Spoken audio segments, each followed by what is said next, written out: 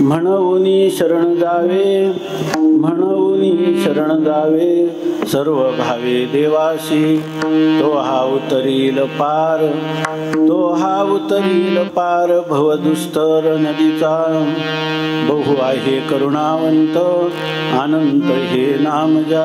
तुका म्हणे साक्षी आले, तुका म्हणे साक्षी आले, तरी केले प्रगट, तो हा उतरील पार, भवदुस्तर नदीचा.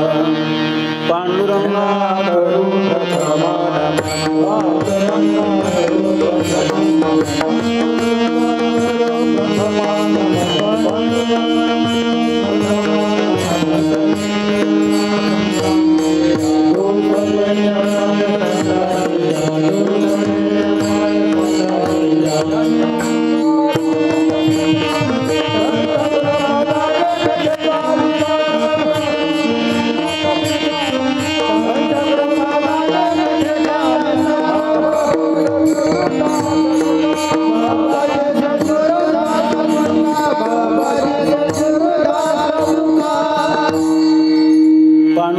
करू प्रथम नमन, दुसरे चरणा संतांच्या, त्यांच्या कृपादाने कथेचा विस्तारू, बाबाजी सद्गुरु दास तुका.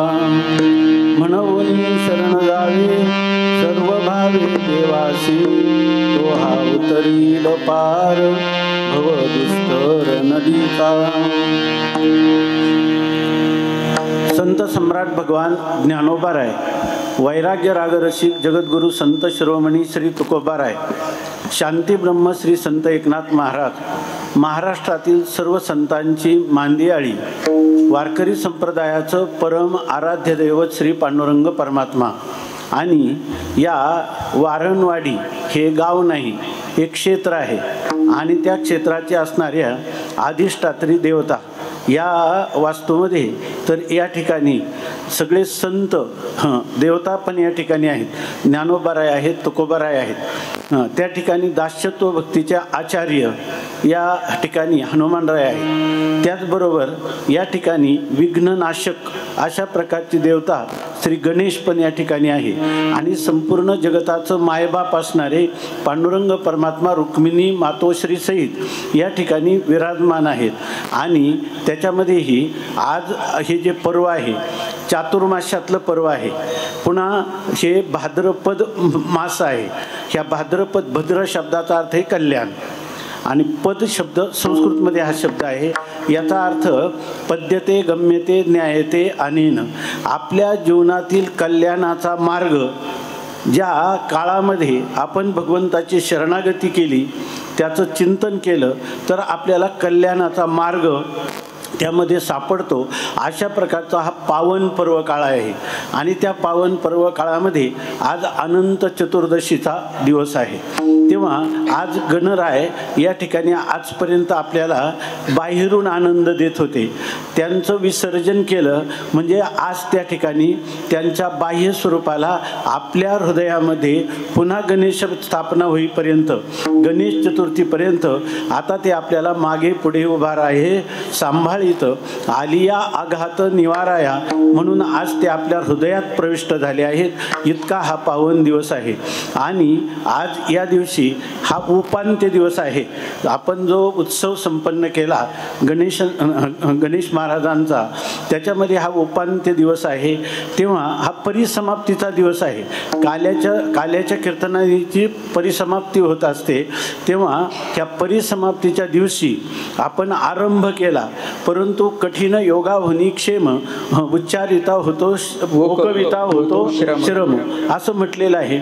आपण आरंभ करणं सोपं आहे, परंतु परिसमाप्तीपर्यंत जाणं ही अवघड गोष्ट आहे. पण आज आपला हा उत्सव परिसमाप्तीपर्यंत गेला. याचा अर्थ ते आपल्याला भगवंतानी एवढं आयुष्य दिलं की आपले श्वासोश्वास चालू राहिले. बरं, चालू राहिले म्हणून काही नाही. लोहाराचा भाता पण श्वासोश्वासच करतो. साखळी ओढली म्हणजे त्या ठिकाणी तो फुसफुस करत असतो. तसं आपले श्वासोश्वास हे लोहाराच्या भात्याप्रमाणे व्यर्थ नाहीत, ते सार्थ आहेत. याचं कारण आपल्याला देवे दिला देह भजना गोमटा, तया झाला फाटा बाधिकेचा. भगवंतानी खरं तर हे नरतनू मानव शरीर जे आपल्याला दिलेलं आहे ते एवढ्यासाठी दिलेलं आहे की देवे दिला देह भजना गोमटा. ज्याने हे सगळं विश्व निर्माण केलेलं आहे आणि ज्याने आपल्याला जेणे हा जीव दिला दान तयाचे करीन चिंतन जगत जीवन नारायण गायीन गुण तयाचे जोया भिवरेच्या तिरी कट धरोन या करी पाऊले समची साजरी आंतरी धरोणी राहेन. परमात्म्यानी अनेक प्रकारच्या 84 लक्ष योनी निर्माण केल्या, परंतु भगवंताला त्याच्याविषयी समाधान प्राप्त झालं नाही. म्हणून त्याने मानवी योनी मोठ्या आदराने निर्माण केले की ह्या योनीमध्ये लोक मी संपूर्ण जगताचा करता धरता हरता असणारा मला शरणागत होतील आणि मला शरणागत होऊन माझं भजन करतील. भजन करता करता त्यांना वाट्याला आलेलं कर्मही करतील आणि त्या ठिकाणी दोन्ही ठिकाणी व्यवहाराच्या ठिकाणी आले भागा ते करीतो आणि नाम तुझे उच्चारितो. अशा प्रकारची बुद्धी आणि वाणी परमात्म्याने मनुष्याला दिली की इतर प्राण्यांना इतकी बुद्धी नाही आणि वाणी तर कोणाला दिलीच नाही. म्हणून स्वामी महाराज नेहमी सांगायचे की माणसं जेव्हा दुःख करतात आणि आम्ही दुःखात खूप गांजलेलो आहे, पिडलेलो आहे आणि आम्हाला रात्रभर झोप येत नाही, माशासारखं आमचा अंतःकरण तळमळतं, असं जेव्हा स्वामी महाराजांना कावल्यासारखं कोणी सांगायचं तेव्हा स्वामी महाराज म्हणायचे तुला खरं सांगू का? आणि ते असं सांगायचे की अरे हे मनुष्य शरीरामध्ये तुला ज्या अर्थी चेहरा दिलेला आहे तर त्या चेहऱ्यावर कायम हास्य झळकलं पाहिजे. या ठिकाणी रडवा चेहरा करण्यासाठी हा चेहरा दिला नाही. बघा घोडा, बैल किंवा कुत्रा हे आपण सुखी आहेत का दुःखी त्यांच्या चेहऱ्यावरून कळत नाही. ते जेव्हा तो कुत्रा विवळायला लागतो तेव्हा आपण म्हणतो काहीतरी अरिष्ट आहे, किंवा तो जेव्हा केकायला लागतो तेव्हा त्याला काहीतरी दुःख झाले, कोणी मारले. पण हे मनुष्य शरीर असं आहे की ह्या शरीराचा चेहरा पाहिला की त्याच्यावरूनच मनुष्य म्हणतो आज गाडी रुळावर नाही, आज काहीतरी झालेलं आहे, किंवा आज म्हणतो काहीतरी विशेष आनंदाचा क्षण तुम्हाला लाभलेला आहे. याचाच अर्थ हे मनुष्य शरीरामध्ये दिलेला जो चेहरा आहे तो सतेज राहिला पाहिजे, तो नेहमी सुखी राहिला पाहिजे. खरं तर मनुष्य जीवनात अशी गुरुकिल्ली संतांनी आपल्याला देऊन ठेवलेली आहे. मेरू पर्वतापेक्षा थोर दुःख जरी आले जीवनामध्ये तरीसुद्धा आपला रोमसुद्धा वाकडा होता कामा नये असं तत्त्वज्ञान आपल्याला संतांनी सांगून ठेवलेलं आहे. तेव्हा मनुष्य हास्यमुख असला पाहिजे. दुसरी गोष्ट त्याला वाणी दिलेली आहे की इतरांना बोलता येत नाही, आपल्याला आपले विचार सांगता येतात. तेव्हा ह्या वाणीचा उपयोग जो आहे तर ती भगवंताने दिलेली वाणी आहे ना, ती सगळी वाणी दिले इंद्रिये हात पाय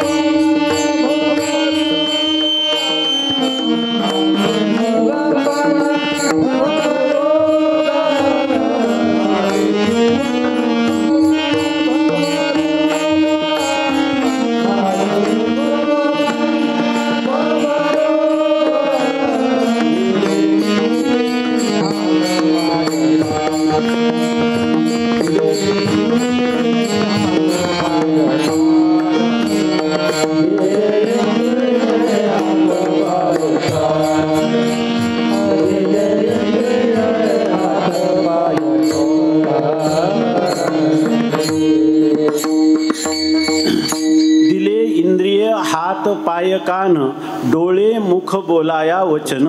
कशासाठी? जेणे तू जोडसी नारायण नासे जीवपण भवरोग. अनंत कालापासून आपल्याला हा भवरोग लागलेला आहे. भवरोग याचा अर्थ जन्म मरण परंपरा, पुन्हा पुन्हा जन्मणं आणि पुन्हा पुन्हा मरणं, याला संसार किंवा याला भव असं म्हणतात. आणि जन्म आणि मरण याच्यामध्ये जन्मामध्ये आपल्याला जे आईच्या उदरात 9 महिने राहावं लागतं त्याचं वेदामध्ये संतांनी वर्णन केलंय की या ठिकाणी ते आईचं उदर म्हणजे काही एअर कंडिशनचा बंगला नाही, त्याच्यामध्ये मातेच्या उदर कोहरी पचोनी विष्ठेच्या दाथरी उकडोनी नवमासवरी जन्म जन्मोनी मरती नाकी तोंडी कृमी किडे असं त्याचं वर्णन केलंय. गर्भवासाचे दुःख गाढे कोणापुढे सांगितले.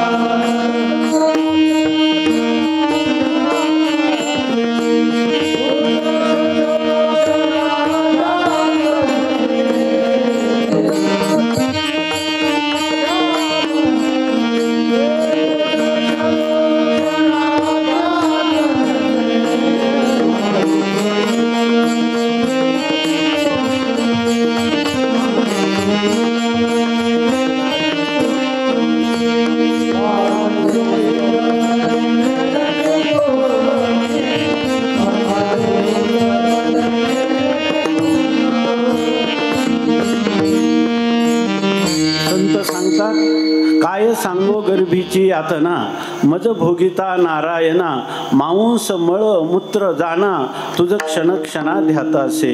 की या ठिकाणी किंवा मरणाच्या वेळेला सुद्धा मज चालता प्रयाण काळी आसता न दिसती जवळी मृत्तिके मृत्तिका कवळी एकले मिळी संचिताचे. कितीही जरी मिळवलेलं असलं, किती श्रीमंत असला, किती शारीर बल मनोबल बुद्धिबल असतं तरी शेवटी त्याला जो खाटेवर आला त्याला ताटीवर जावं लागतं. अशा प्रकारचं. आणि ते मरणाचं दुःख साधारण नाही, जन्माचं दुःख साधारण नाही. वेदामध्ये गर्भोपनिषद नावाचं उपनिषद आहे, त्याच्यामध्ये वर्णन केलंय. हे त्यांनी वर्णन असं केलंय की ज्या वेळेला जो जीव असतो आईच्या उदरात असतो, ज्या वेळेला सोनोग्राफी नव्हती त्यावेळेला हे वर्णन लाखो कोट्यावधी वर्षापूर्वी अनादी कालात केलेलं आहे. उपनिषदाच्या ऋषींना हे संपूर्ण जे काही आपल्याला दिसत नाही इंद्रियांना, त्या अतिंद्रिय गोष्टींचं त्यांना ज्ञान होतं. मानवाच्या कल्याणासाठी त्यांनी योग्य अशा प्रकारचा उपदेश केलेला आहे.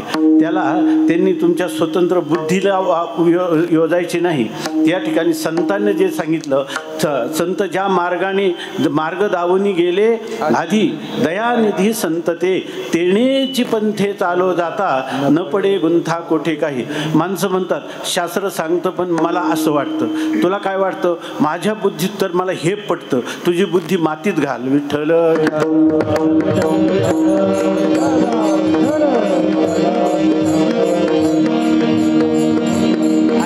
माझ्या कल्याणाचा मार्ग ज्यांनी भिंत चालवली, ज्यांनी रेडा बोलवला आणि ते ह्या मनुष्याला उपदेश करीत आहे. आणि मी त्याच्यामध्ये जर म्हणायला लागलो, सांगतात पण आणि परंतु, पण आणि परंतु म्हटलं की तू स्वतः होऊनच खड्ड्यात चालला विठ्ठल.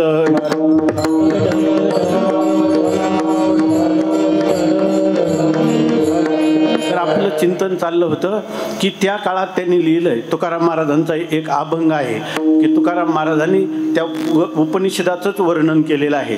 तर जीव ज्या वेळेला, आता सोनोग्राफीचं युग आहे, तर जीव ज्या वेळेला आईच्या उदरात असतो त्यावेळेला जास्त करून त्याची स्थिती जी आहे ती अशी दिसून येते की उपनिषदामध्ये सांगितले गर्भो गर्भाशये यथा. तो गर्भ त्या गर्भाशयामध्ये कसा राहतो तर त्याच्यामध्ये त्यांनी सांगितलं की त्याचे 2 गुडघे जवळ आलेले असतात, त्याची मान खाली वाकलेली असते आणि हात जोडलेले असतात. आणि त्याच्यामध्ये तो प्रार्थना करीत असतो देवाला त्या गर्भाचं दुःख पाहून. एक वेळ करी या दुःखा वेगळे दुरितांचे जाळे उगवणी आठवीन पाय हा माझा नवस रात्रीही दिवस पांडुरंगा बहु दूरवरी भोगविले भोगा आता पांडुरंगा सोडवावे. देवा, जर मी सुरक्षित या मातेच्या गर्भाशयातून बाहेर पडलो तर मी माझं सर्व जीवन हे तुझं चिंतन करीत का, मी हे जीवन यापन करील असं तो म्हणत असतो. पण ज्या वेळेला आपण ज्याला इथं टाळू म्हणतो, त्या टाळूच्या द्वारा ह्या जीवाचा प्रवेश होत असतो. त्यामुळं ज्या वेळेला त्या प्रसूतीच्या वेदना त्याला इतक्या होतात की त्याचा स्मृतिभ्रंश होतो. काही काही लोक आहेत, आमच्या आळंदीला थोड्याच दिवसापूर्वी एक मुलगा होता, तो त्याचं पूर्वजन्मीचं सर्व सांगायचा. मी राजस्थानमध्ये जयपूरला होतो, मला मारून टाकलं, मला एका त्याला काय म्हणतात नालीमध्ये टाकून दिलं, असं तो मुलगा सांगायचा. तिथं माझी अजून आत्या एक शेजारी राहते असं सांगायचा. त्याचे आई वडील 12 वर्षाचा मुलगा होता. लहानपणापासून ते ऐकत होते पण त्यांना कळलं नाही. मग ते स्वामी महाराजांकडे आले.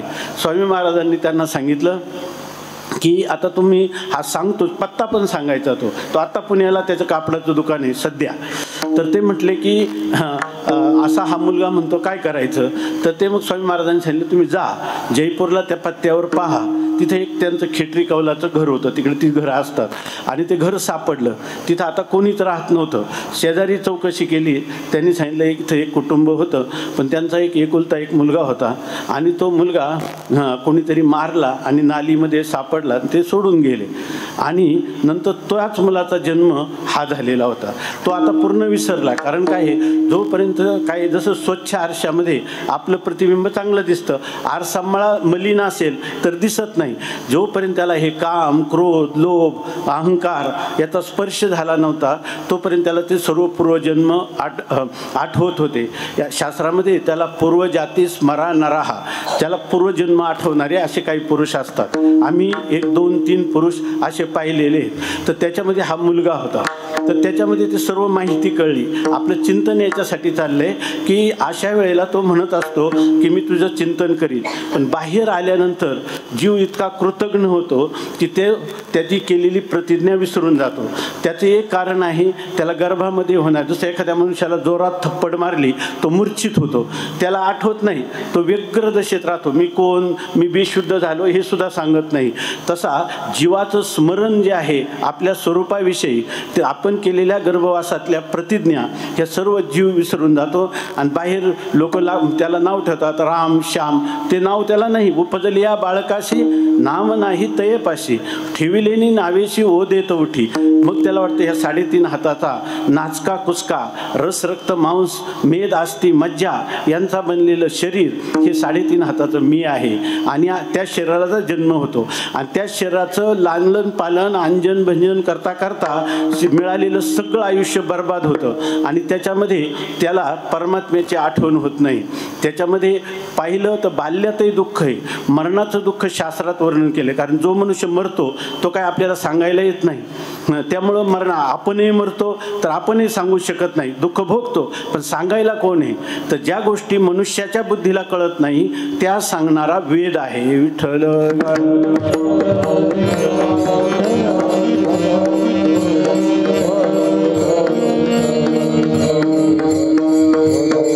शास्त्रामध्ये वर्णन केलं, मृत्यूच्या वेळेला 1000 इंगळ्या एकाच वेळेला जर चावल्या तर त्या दंशाने जेवढं दुःख होतं ते प्रत्येक मनुष्याला मरणाला सामोरं जाताना भोगावं लागतं. विठ्ठल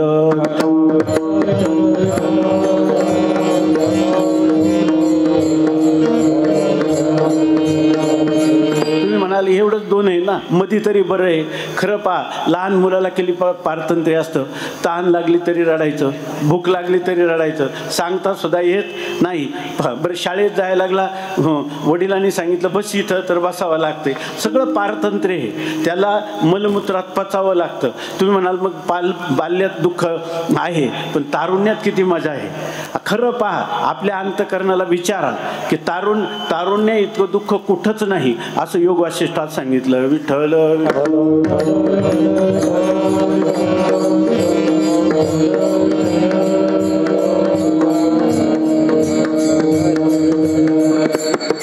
लहान बालक मालकाची तरी स्थिती कशी असते, जसं एखाद्या जनावर आहे त्याच्या पुढे जर आपण घासाची पेंडी नेली तर प्रेमाने आपल्या पुढे येतं, काठी उगारली की दूर जातं.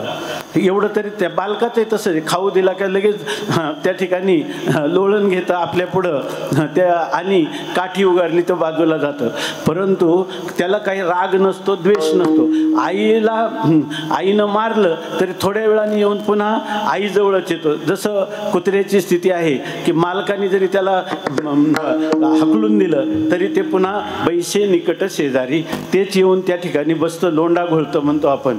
परंतु तारुण्यामध्ये ह्या रागाचे, द्वेषाचे, क्रोधाचे, कामाचे अशा प्रकारचे संस्कार दृढ झालेले असतात, त्याची पुटं बसलेली असतात. त्यामुळं हे जे काम, क्रोध, लोभ, दंभ, अहंकार इतके पीडा करतात की नरकाचं दुःख बरं. विठ्ठल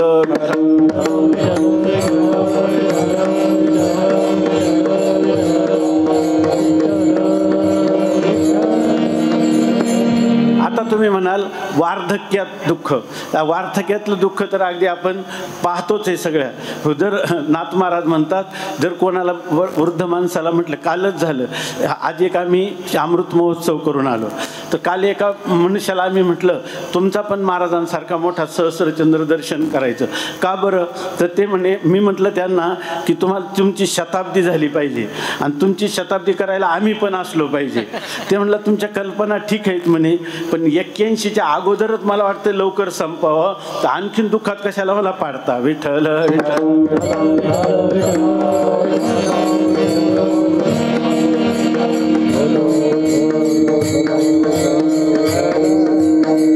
याचा अर्थ ह्या संसारामध्ये जन्माला आल्यापासून मरेपर्यंत सुखाचा क्षणच जीवनामध्ये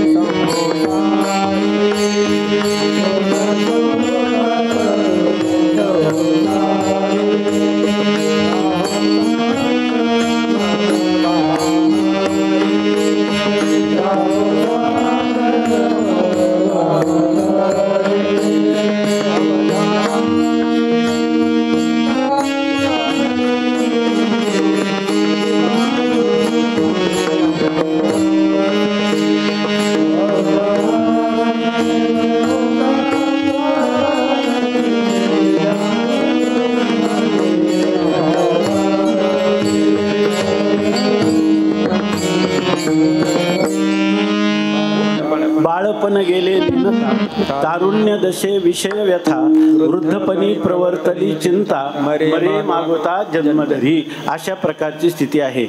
म्हणजे आता तुम्ही म्हणाल, जर इतकं दुःख संसारात आहे तर कोणी संसार केला असता का, असं तुम्हाला शंका येऊ शकते. की जर एवढं आम्ही बरं बहुसंख्येने पाहिलं तर बहुतेक लोक सगळे संसारातच रममान झालेले आहे. जर लहान मुलाला एकदा जर पोळलं विस्तवानी, पुन्हा ते मरेपर्यंत त्याला हात लावित नाही. आणि हा संसार जर इतका दुःखरूप आहे तर तो आम्ही कधी पकडून ठेवला असता का. पण आम्ही तर पकडून ठेवतो. बरं, हे बहुमत जर घेतलं तर निवडणूक त्यांची जिंकेल, आहे की नाही. विठ्ठल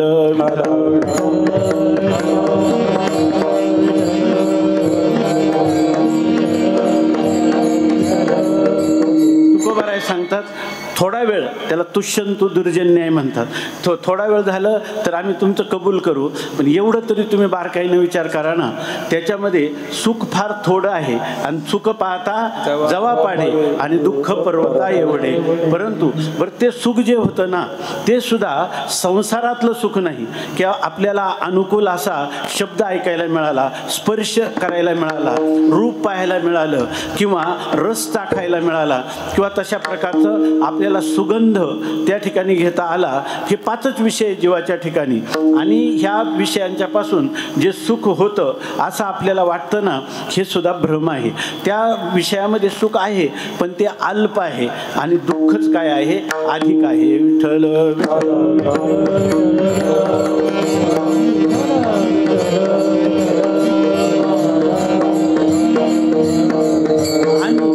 ते जे सुख आहे ना, ते सुद्धा त्या विषयाचं सुख नाही, ते सुख आहे आत्म्याचं सुख. त्याला भ्रमाने वाटतं विषयाचं सुख. विठ्ठल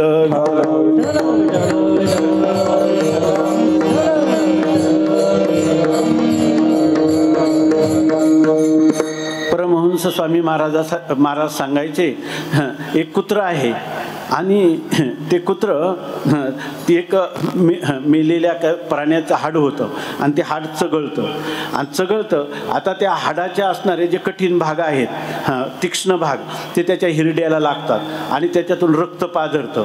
आणि त्याला इतका आनंद होतो की हे जे रक्त आहे हे हाडातून मी काढलं. आणि तो पुन्हा पुन्हा चावतो आणि पुन्हा पुन्हा त्या हिरड्या रक्तबंबाळ होत राहतात. तसं विषयाचे चरवणी, विषयात चावता केली आयुष्याची गाळणी. सगळं आयुष्य जर्जर होऊन जातं. परंतु त्या ठिकाणी सर्व सुखाची आशा जन्म गेला, सुख मिळेल अशा आशेने जन्म गेला, पण क्षण एक मुक्ती यत्न नाही केला. हिंडता दिशासी न पावला, माया विष्टीला जीव माझा. माझे स्वहित नेणती कोणी, काहीच न करती मज वाचुनी. इष्ट मित्र स्वजन सखे, हे तो सुखाची मांडणी. एकला मी दुःख भोगी, कुंभ पाक जाचनी. अशी खरी वस्तुस्थिती आहे. विठ्ठल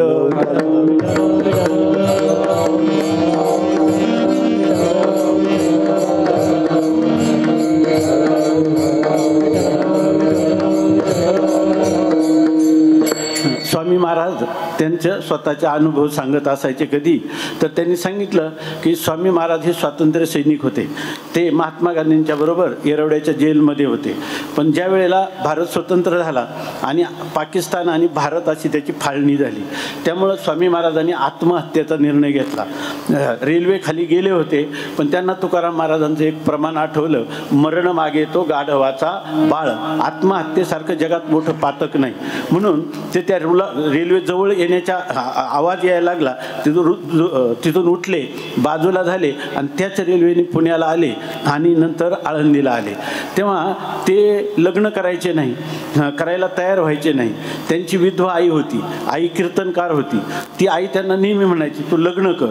ते म्हणे लग्न नाही करायचं. का नाही करायचं? हा संसार दुःखमय आहे. असं ते म्हणे, तुला अनुभव आहे का काही? आम्ही संसार केला, तुला अनुभव आहे का काही? नाही अनुभव. अरे तुझ्या आजोबांनी केलं, पंजोबांनी केलं, तुझ्या वडिलांनी केलं, मग तुला करायला काय हरकत आहे? तू का ऐकत नाही? पण स्वामी महाराज ऐकायचे नाही. एक दिवस स्वामी महाराजांनी विचारलं, आई मी तुला काही प्रश्न विचारतो, विचार.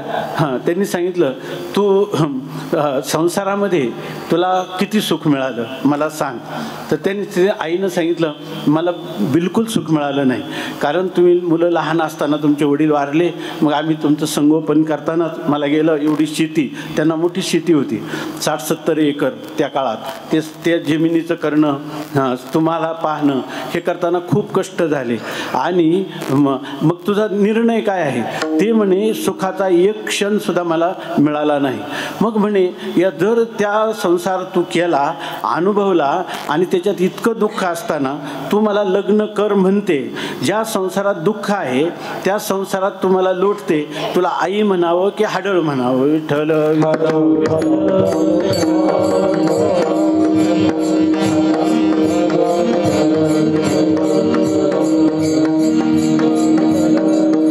अशा प्रकारची ही स्थिती आहे. म्हणून संसार इतका तुकाराम महाराजांनी तो अनुभवला. दुष्काळे आटीला द्रव्य नेला मान, स्त्री एक अन्ना न करिता मेली. असे जेव्हा संसारातली दुःख पाहिली तेव्हाच तुकोबाराय म्हणतात, म्हणून रुसलो संसारा, सर्प हा विखार पांढरा, तुझसी अंतर रे दातारा, या दावेदारा निमित्त येणे मद भोगविल्या खानी, नसता छंद लाविला मनी, माजलो मी माझे भ्रमणी, झाली बोडणी किंवा केली बोडणी विटंबना. अशा प्रकारचा हा संसार आहे. तेव्हा या जीवनामध्ये संसार कधी कधीही सुखरूप होऊ शकत नाही. संसार दुःखमुळं चहूकडे इंगळ, विश्रांती नाही कोठे रात्रंदिवस तळमळ. काम क्रोध लोभ शुनी पाठी लागले ओढाळ, कवना आता शरण जाऊ दृष्टी देईल निर्मळ. अशा प्रकारची स्थिती आहे. तेव्हा या जगामध्ये एवढी दुःख भोगावी लागतात. त्या दुःखांचे 3 प्रकार आहेत. एक आहे आध्यात्मिक, प्रत्येक मनुष्याला ही दुःख भोगावी लागतात. आपण जर आपल्या जीवनाचा पाढा वाचला तर हे सर्वांना ह्या 3 दुःखांना सामोरं जावं लागतं. दुःखाचे प्रकार 1000 असू द्या, पण त्या सगळ्यांचा समावेश ह्या 3च प्रकारात होतो. त्याला म्हणतात, पहिलं दुःख आहे आध्यात्मिक दुःख, म्हणजे आपल्या शरीराला होणारे अनेक प्रकारचे रोग, आणि मनाला होणारे रोग म्हणजे हे काम क्रोध लोभ इत्यादी विकार, हे मनाचे रोग आहेत. शरीराचे रोग आणि मनाचे रोग याला म्हणतात आध्यात्मिक दुःख. दुसरं दुःख आहे आधिभौतिक दुःख. आधिभौतिक म्हणजे आपण सोडून इतरांपासून होणारं दुःख. उदाहरणार्थ विंचू सर्प शत्रू यांच्यापासून जे दुःख होतं त्याला आधिभौतिक दुःख असं म्हणतात. आणि तिसरं दुःख आहे आधिदैविक दुःख. हे आधिदैविक दुःख म्हणजे कधी कधी भूत प्रेत पिशाच भूकंप अतिवृष्टी दुष्काळ किंवा उल्कापात अशा प्रकारचं होणारं जे दुःख आहे, तर हे दुःखाला आपल्याला सामोरं जावं लागतं. त्यातही कधी कधी करोनासारख्या समाजाला सामुदायिक अशा प्रकारच्या व्याधी येतात की ज्याच्यामध्ये शेकडोच्या हजारोच्या संख्येने आपल्याला प्राण गमवावे लागतात. ह्या दुःखातून कोणी सुटलेलं नाही आणि ह्या त्रिविध दुःखाच्या निवृत्तीचा माणसाचा प्रयत्न चाललेला आहे. प्रयत्न चालला पण तो पूर्णपणे यशस्वी झाला आणि आता आमचं दुःख कायम गेलं आणि आम्हाला दुःख संबंध रहित असं सुख प्राप्त झालं. असा तृप्तीचा ढेकर देणारा हरीचा लाल मनुष्य म्हणून संताशिवाय आणि देवाशिवाय ह्या जगामध्ये कोणीही नाही. विठ्ठल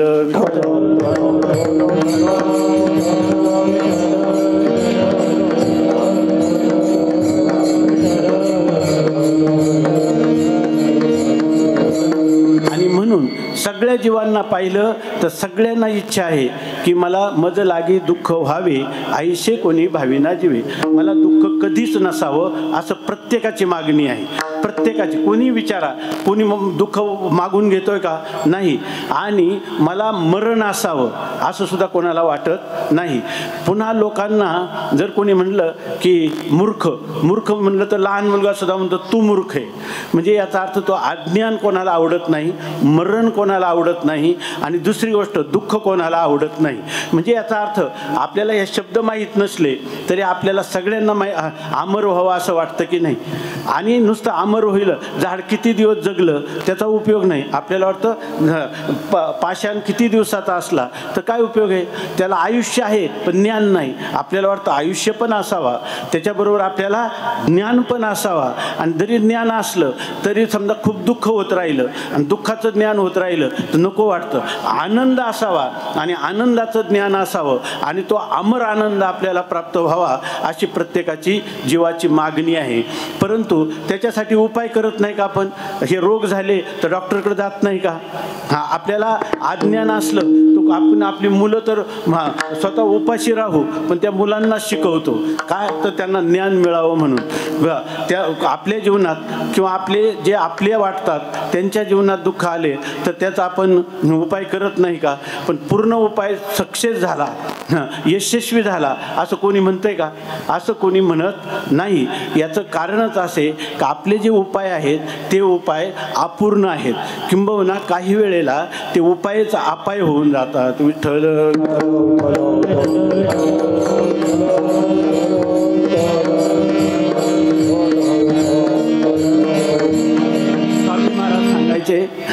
की आपल्याला रोग झाला, डॉक्टरकडे गेलो, चांगल्या डॉक्टरकडे, तो रोग नीट झाला, त्याचं निवारण केलं, पुन्हा तो होणार नाही असं सांगता येईल का? दुसरा होणार नाही असं सांगता येईल का? नाही, आपल्याला त्याची पूर्ण निवृत्ती करता येतच नाही. त्याचं कारण असं आहे, स्वामी महाराज विनोदाने म्हणायचे, न्हावी जेव्हा हजामत करतो तेव्हा आपल्याला वाटतं का केस पूर्ण गेले, पण न्हावी उठला आणि खुंट फुटला आपल्याकडं म्हण आहे. त्याप्रमाणे त्या दुःखाची निवृत्ती केली का एक सारिता तो पुढे उभे एक, अशा प्रकारची स्थिती आहे.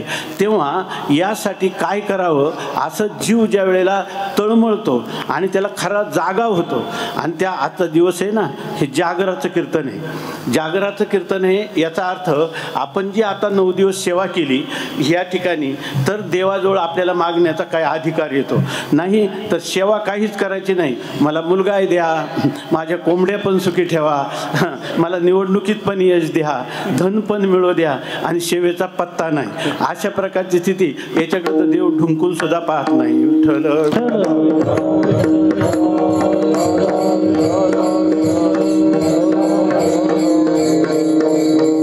जुन्या लोकांची म्हण आहे, सेवेशिवाय मेवा मिळत नाही.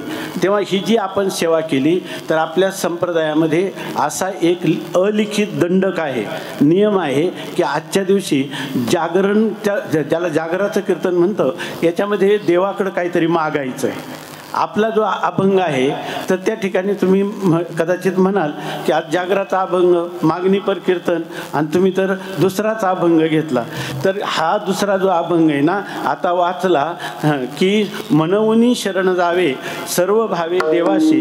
आज या ठिकाणी सेवेच्या नंतर आपल्याला जगद्गुरू तुकाराम महाराज या ठिकाणी आपल्या पाठीमागच आहेत, आणि ते आपल्याला सांगत आहेत की 8-9 दिवस तुम्ही सेवा केली, पण आता ह्या सेवेचं सार मी तुम्हाला 4 चरणात सांगतो म्हणतात, आणि त्या 4 चरणासाठी पुढच्या गणपतीपर्यंत याचा विचार करा, आणि मी सांगितलं तसं करा, तुम्ही सुखी व्हाल.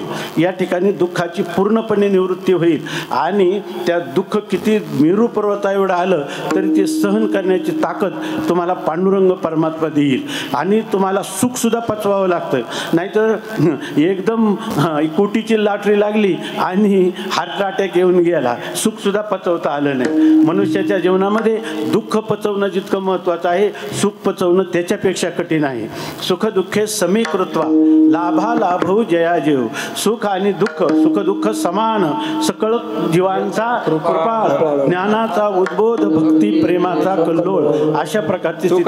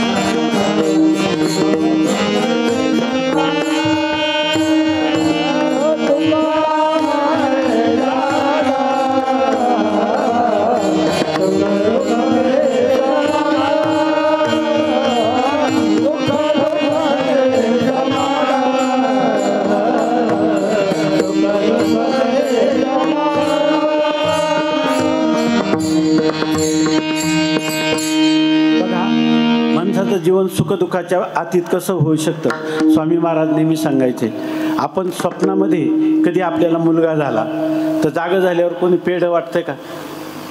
कोणी पेढं वाटत नाही, कारण तो स्वप्नातला मुलगा आहे, तो मिथ्या आहे, खोटा आहे. स्वप्नात फक्त भास्म झालेला आहे, तो काही खरा नाही. स्वप्नात कोणाचे वडील मरण पावले तर दशक्रियेची तयारी करतो का? नाही, कारण ते मिथ्या आहे. खरं लक्षात ठेवा, हा शास्त्राचा अकाट्य सिद्धांत आहे.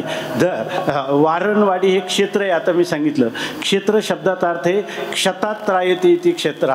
ज्यावेळेला त्या गावामध्ये हरिदास निर्माण होतात, त्या ठिकाणी वारकरी निर्माण होतात, ज्ञानोबाराय तुकोबारायांचे अनुयायी निर्माण होतात, तेव्हा ते ग्राम राहत नाही, तो पवित्र तो देश काय पवित्र ते कुळ पावन तो देश जेथे हरीचे दास जन्म घेती. आणि काय करतात ते तर जागरणाच्या ठिकाणी असं सांगतात की हे क्षतात त्रायती ती क्षेत्र. हा क्षत म्हणजे आघात, झालेल्या जखमा, झालेले व्रण, झालेली दुःख याला क्षत म्हणतात. आणि त्या आघातापासून, त्या व्रणापासून, त्या दुःखापासून जिथं मनुष्याला सुटका मिळते त्याचं नाव आहे क्षेत्र. आणि त्याच्यासाठी हे ज्ञानसत्र चालू आहे. आणि ह्या ज्ञानसत्राचा परिणाम म्हणून या ठिकाणी जिथं वैष्णवांचे निर्माण झालेले असतात तो देश पुण्य असतो, तो पुण्यक्षेत्र होऊन राहतो. हा जो काळ आहे तो पुण्यकाल, पावन काल होतो. आणि त्याच्यामध्ये आम्ही सेवा केली आणि देवाने आपल्याला जिवंत ठेवलं. हे आपलं चिंतन सुरुवात तिथून झाली होती की आपल्याला जिवंत ठेवलं हे फार आश्चर्य आहे. तुम्ही म्हणाले याच्यात काय आश्चर्य आहे, अजून आमचं वय झालं नाही. अरे कोण ज्याला मृत्यू उदराच्या परिवरी गर्भगिवसी, जन्मताच मूल मेलेलं येतं, म्हणजे आईच्या उदरात असतानाच गर्भाशयामध्ये ते मूल मरण पावतं. म्हणजे इतकं जे शरीर आहे किंवा जीवन आहे ते इतकं क्षणभंगूर आहे की मासी पाख पाखडी तव हे सरे. कोरोनामध्ये सगळ्यांनी अनुभव घेतलेला आहे. माशीच्या फडकण्याला जेवढा वेळ लागतो त्याच्यापेक्षा शरीरातून प्राण लवकर जाऊ शकतात. प्राणाला जाण्यासाठी या स्त्री किंवा पुरुष शरीरामध्ये 9 किंवा 10 मोठी छिद्र आहेत. डोळ्यातून जाऊ शकतो, मुखातून जाऊ शकतो, कानातून जाऊ शकतो, गुदापासून जाऊ शकतो, मूत्ररंध्रापासून जाऊ शकतो. अशा प्रकारचं. आणि 3.5 कोटी ह्या केसाची रंध्र आहे, कोणत्याही रंध्रातून प्राण कधी जाऊ शकतो. म्हणून स्वामी महाराज म्हणायचे मनुष्य जगला याला विशेष काय आश्चर्य करायचं नाही, आपलं मेला याचं काय आश्चर्य नाही, जगला कसा. एवढ्या प्राणाला जाण्याची शरीरातून दारं असताना तो शरीर कोणाचं 50 वर्ष, कोणाचं 75 वर्ष राहिलं हे आश्चर्य आहे. विठ्ठल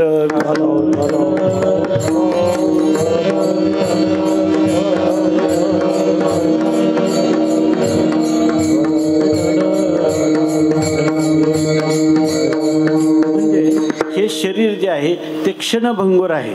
त्यांनी प्रार्थना केली देवाला की शंकराचार्यांची एक प्रार्थना आहे, आयुर्नश्यति पश्यताम प्रतिदिनम. चांगलं आहे का, जर कोणी झोपलं तर कीर्तन पहाटे 4 वाजेपर्यंत चालेल, जर तुम्ही जागे राहिले तर लवकर संपेल. विठ्ठल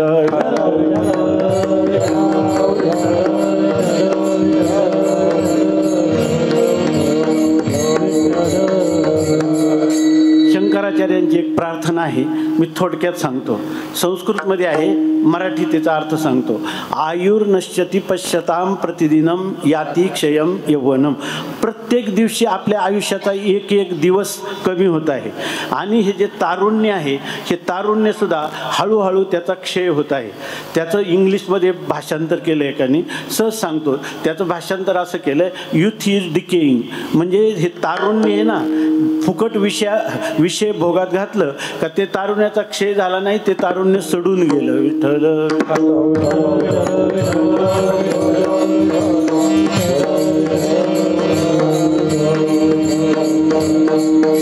शंकराचार्य म्हणतात गेलेला दिवस परत येत नाही. गतः पुनर्न याती दिवसः कालो जगत भक्षकः. सगळ्या काळाने असा आपला जबडा पसरलेला आहे की सर्व जीवांना गिळंकृत करायचं. कालो जगत भक्षकः. लक्ष्मी स्तोय तरंग भंग चपला. एवढी श्रीमंती असेल ना आपल्याकडं, ती लक्ष्मी ही पाण्याच्या तरंगा इतकी चंचल आहे. लक्ष्मी स्तोय तरंग भंग चपला. आणि आयुष्य काय आहे, क्षणात वीज चमकावी आणि नाहीस व्हावी असं हे आयुष्य क्षणभंगूर आहे. आणि म्हणून शंकराचार्य म्हणतात तस्मान माम शरणागतम शरणद रक्ष रक्षाधुना. हे देवा, तुला मी शरणागत झालेलो आहे आणि तू माझं रक्षण कर. आणि आजच्या दिवशी तुकोबाराय आपल्याला हे सांगतात की तुम्ही म्हणाल हे तर फार आम्हाला आणखी उदास वाटायला लागले कीर्तन ऐकून, इतकं दुःख आणि आम्ही भोगतो आणि तुम्ही तेच पुन्हा काय झाला दुःखाचा पाढा वाचून दाखवला. परंतु मनुष्याला ह्या संसारामधलं दुःख जर कळालं नाही, भोगावं तर लागतं, पण ही दुःखाची जेव्हा त्याचं अंतकरण रात्रंदिवस तळमळ पावतं, कैमी उद्धार पावेन कै कृपा करील नारायण, आयशे तुम्ही सांगा संतजन, करा समाधान चित्त माझे. या दुःखाला मनुष्य कंटाळला पाहिजे. दुःखाला कंटाळलेला जो मनुष्य आहे तोच खऱ्या अर्थाने परमार्थाचा काय होतो अधिकारी होऊ शकतो. नाहीतर किती दुःख जरी असलं तरी सुद्धा त्याच्याच ठिकाणी त्याला बरं वाटतं. स्वामी महाराज सांगायचे त्या पूर्वीच्या काळात त्याला मनाचे तांडे चुनकळी व्हायचे नदीतून, आणि वाहत असताना ती चुनकळीची गोणी ती त्यांच्या पाठीवर दिली जायची, आणि जाता जाता जर नदीला पाणी वाढलं, पूर वगैरे आला तर तिला पाणी लागलं की त्याचे कशा वाफा निघायला लागतात, त्याचं सगळं कातडच्या कातड निघून जातो, त्याला वारा सुद्धा सहन होत नाही. पण नंतर नंतर तो इतका पक्का होतो की त्याच्यानंतर त्याला साहिली या ढोरा काय विठ्ठल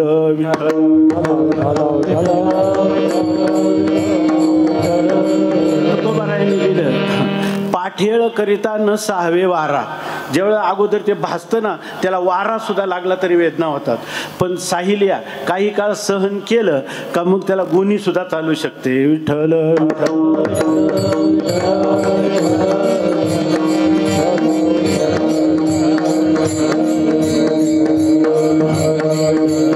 घडलेली गोष्ट सांगतो. ते व्यक्ती अजूनही आहे, ते आम्हाला मधून मधून बंगलोरला असतात, कधी कधी येतात भेटायला. स्वामी महाराजांच्यावर फार प्रेम होतं. ते टेल्को कंपनीमध्ये सर्वात अधिक पगाराचे ऑफिसर होते. टेल्को कंपनीमध्ये दर गुरुवारी ते सुट्टीच्या दिवशी स्वामी महाराजांच्या दर्शनाला येत. आमचा पाठ चाललेला असायचा. ते पाठ त्यांना कळायचा नाही. माया ब्रह्म काही जे शब्द आहेत वेदांताचे ते कळायचे नाही. ते म्हणायचे स्वामी महाराज मला काही कळत नाही, तुम्ही काय बोलता. स्वामी महाराज म्हणे ह्या गोष्टी ऐकाव्या लागतात, वारंवार ऐकायला लागतात. तुम्ही काम करून थोडासा तुम्हाला एक दिवस वेळ असतो, याच्यामध्ये हा वेदांत विचार होत नसतो. पण ते एक दिवस आले एका गुरुवारी आणि त्यांनी सांगितलं की स्वामी महाराज मला तुम्ही 1 तास सांगायचं आणि 1 तास मी आठवड्यातून काढून येणार आणि मला वेदांत शिकायचा. त्यांनी सांगितलं का तुला शिकायची गरज का वाटली. त्याचं कारण सांगतो, चांगलं लक्ष द्या. की त्यांनी सांगितलं की माझ्या जीवनामध्ये मला प्रतिकूलता, दुःख कशाला म्हणतात हे माहीतच नाही. लहानपणी आईवडिलांचं छत्र होतं, आता दोन्ही मुलं नोकरीला, दोन्ही सुना नोकरीला, पत्नी आज्ञाधारक आणि भरपूर पैसा. आम्ही आत्ता सध्या माझे 3 त्यांनी सांगितलं की त्या काळातले काय 50 लाखाच्या पुढचे फ्लॅट आम्हाला आहे आणि काही कमी नाही. तेव्हा वाटतं की हा वेदांतच विचार मला कसा कळत नाही. ते इंजिनियर होते, आजही आहेत, त्यांना आत्ता 5-7 लाख रुपये काहीतरी पगार आहे. तर ते म्हटले की मला तुमचं हे कळत नाही, तेव्हा हे वेदांत काय आहे, हे मायाब्रह्म काय आहे हे मला तुम्ही सांगा अशी माझी इच्छा आहे.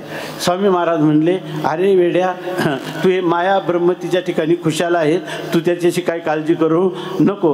कारण ते का म्हणून ते म्हणे संसार इतका दुःखरूप आणि तू सांगतो का मला संसारासारखा, माझ्या संसारासारखा सुखरूप संसार नाही. संसार दुःखरूप असताना तो दुःख आहे हे ज्याला कळत नाही संसारातलं, तर त्याला हा ज्ञानाचा बोध काय होणार. विठ्ठल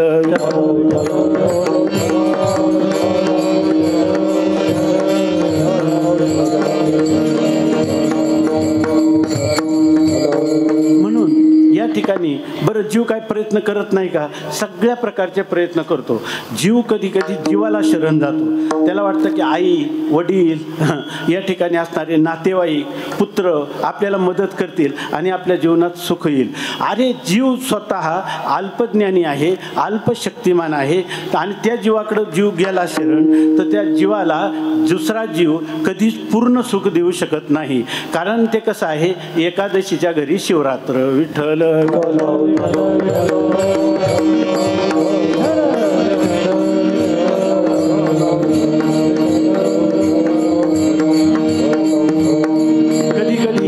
लोकांना असं वाटतं की जीव बरोबर आहे, जीव आपल्यासारखाच अपुरा आहे तोच विषयाच्या दारात वनवन भीक मागत त्या ठिकाणी हिंडतो, तर तो आपल्याला काय देणार आहे? त्यापेक्षा जीवानी जीवाकडून सुखाची याचना करू नये असं वाटतं. पण काही जीव असे त्यांना वाटते नातेवाईक वगैरे नाही, आपण जर धन मिळवलं तर त्या धनावर आपण सुखी होऊ शकतो. लोक म्हणतात, आम्हाला नेहमी लोक म्हणत राहतात, तुमचं ते बरोबर आहे, पण आजकाल पैशाशिवाय काही चालत नाही. विठ्ठल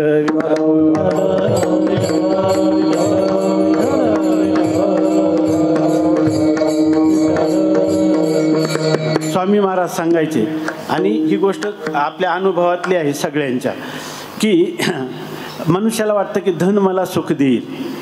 जर धनापासून सुख असतं तर मनुष्य या ठिकाणी धनाने सुखी झालेला आपल्याला दिसला असता, तर सगळ्याच लोकांना ज्याच्या ज्याच्याजवळ धन आहे त्याच्याजवळ सुख त्याला मिळायला पाहिजे का नाही? पण कितीतरी लोक म्हणतात धन आहे पण पत्नी आमचं ऐकत नाही. झालं, गेलं सगळं धनाचं सुख एका क्षणामध्ये गेलं. दुसरी गोष्ट अशी आहे की केवळ धन जे आहे ते जड आहे.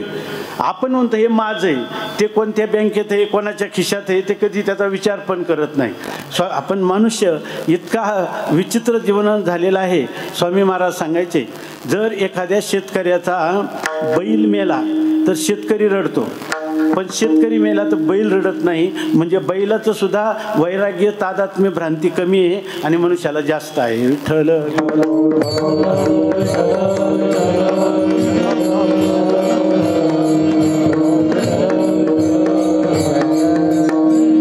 समजा आपल्यामध्ये एखादा मनुष्य मी आहे असं समजा, मला धनाचा फार लोभ आहे, मला वाटतं की धन मिळालं की मी सुखी होईल. मला एखादी देवता प्रसन्न झाली आणि त्या देवतेने मला सांगितलं, चांगलं लक्षात घ्या, झोपले तर 4 वाजतील, जागे राहिले तर वेळेवर सुटेल. विठ्ठल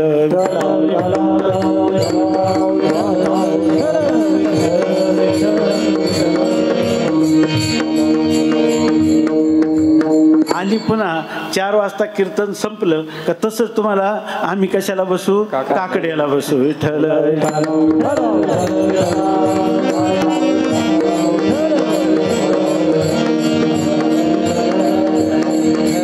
मला एक देवता प्रसन्न झाली आणि त्या देवतेने सांगितलं, काहीच हरकत नाही, तुला वाटतं ना, तुला असं वाटतं ना मला धन असावं, तर तू 15 दिवस, आता त्या काय 2000च्या नोटा आहेत ना सध्या, का त्या कमी झाल्या, 1000च्या आहेत,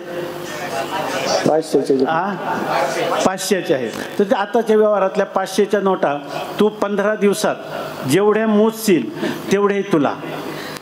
फक्त झोपायचं नाही, 15 दिवस झोपायचं नाही. मी लगेच कबूल करीन, कारण मला लोभच तितका आहे. काय त्या 15 दिवस झोप नसली तर कुठं बिघडलंय. पण पहा, मी किती मोजल्या तर काही काळाने दुसऱ्या म्हणा तिसऱ्या दिवशी तरी मला झोप येईलच की नाही. आणि त्यावेळेला तो मनुष्य, तो देव म्हणायला लागला, अरे तू डोळे जागतो की काय? नाही, मला थोडंसं एक 5 मिनिट सवड द्या. सवड नाही, त्या 500च्या दुप्पट वसूल करेल. तो पुन्हा तो मोजायला लागतो, पण मोजता परत त्याला डुलकी यायला लागते. त्यांनी सांगितलं की तू जर असं केलं तर तुला काहीच मिळणार नाही, पण झोपायचं नाही. तो म्हणला, तुमच्या रुपयाला काडी लावा पण मला झोपू द्या.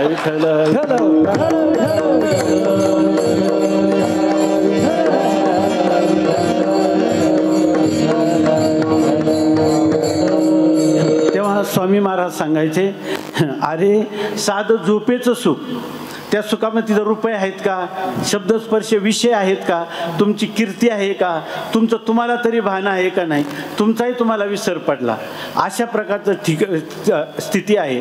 आणि त्या रुपयाला तुम्ही आग लावा म्हणता, याचा अर्थ कोट्यवधी रुपयापेक्षा झोपेचं सुखसुद्धा श्रेष्ठ आहे, तर परमात्म्याचं सुख किती श्रेष्ठ असेल. आणि त्याचं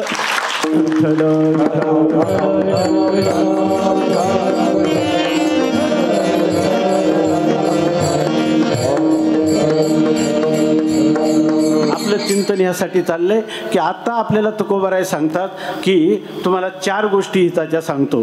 आणि त्या हिताच्या गोष्टी सांगताना एक जण तुकाराम महाराजांना म्हटलं, असे हिताच्या गोष्टी सांगणारे भरपूर झालेत, त्यांना स्वतःला अनुभवाचा पत्ता नाही. घरोघरी अवघे झाले ब्रह्मज्ञान, परी मिळवण बहु माझी. स्वतःला अनुभवाचा पत्ता नाही आणि दुसऱ्याला सांगतात हे करा ते करा, तुमचं कल्याण होईल. तुम्हाला काय अनुभव असला तर आम्हाला सांगा. त्या अभंगाच्या 4थ्या चरणात तुकाराम महाराज आपल्याला अगोदर सांगतात. तुका म्हणे साक्षी आले,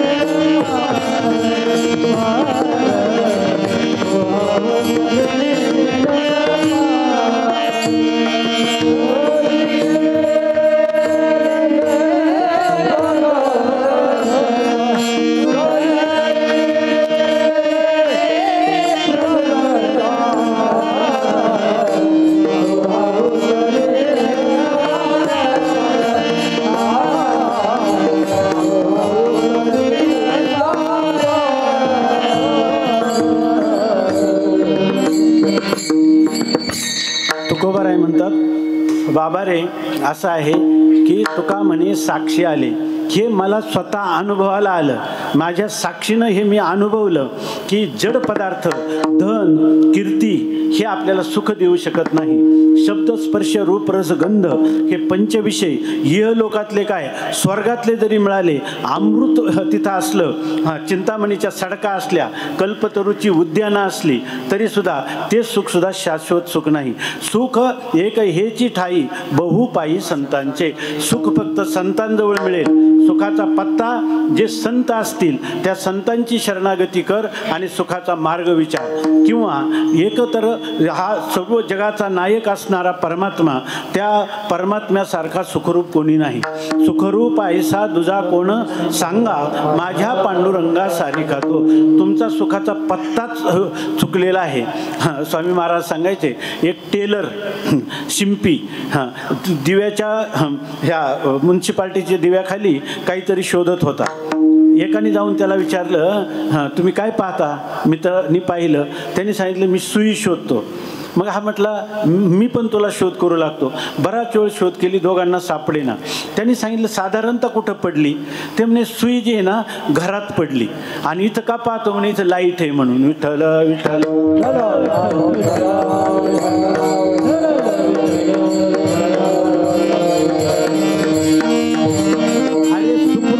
परमात्मा, आणि त्या परमात्म्याला दिलं सोडून आणि विषयात सुख शोधायला लागला. स्वामी महाराज सांगायचे, रस शब्दाचा अर्थ आहे आनंद. रस त्यात नाही, रस त्यात नाही म्हणजे रस विषयात नाही, रसरूप देव आहे.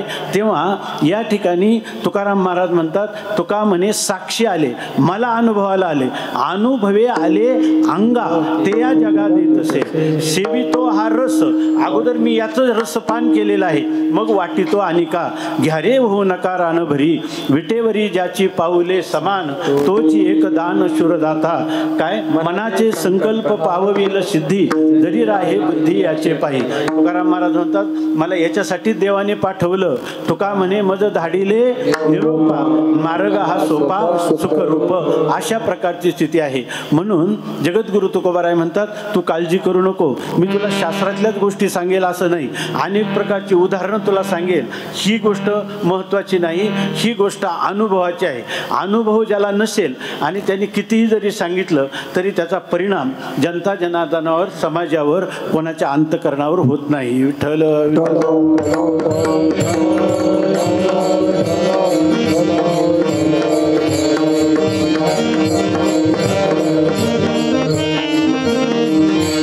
स्वामी महाराज विनोदाची गोष्ट सांगायची.